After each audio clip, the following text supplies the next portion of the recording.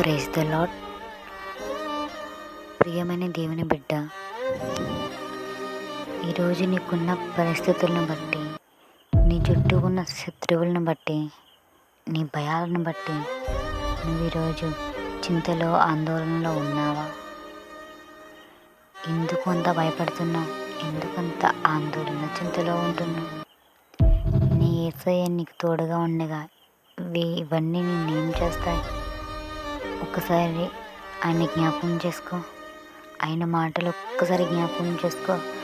భయపడద్దు, భయపడద్దు, భయపడద్దు అని బైబిల్లో 365 సార్లు చెప్పారు కదా.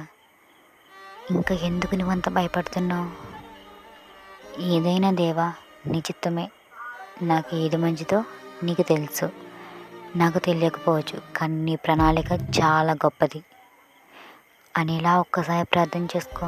నీ ప్రణాళిక నా పట్ల జరిగించేసేయా అని మొత్తం నీ బాధ యావత్తు ఆయన మీదే వేసి, నీకు భయం అంటే ఏంటో కూడా తెలియకుండా ఆయన బాగా చూసుకుంటారు.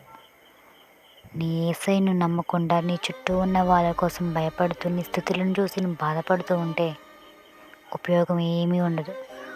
ఒక్కసారి యేసయ్య మాటలు జ్ఞాపకం చేసుకొని ఆయన ముందు మోకరించి ప్రార్థన చేయి. నీ జీవితంలో అనేక గొప్ప కార్యాలయం జరిగిస్తారు.